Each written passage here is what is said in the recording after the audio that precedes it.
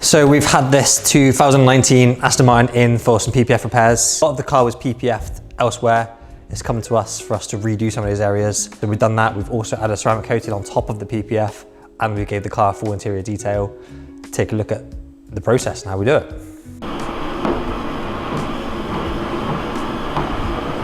What are you doing today, Jay? PPF on this lovely Aston Martin Vantage. Vantage 2019. There's a grip tray, bro. Don't know. Right behind me.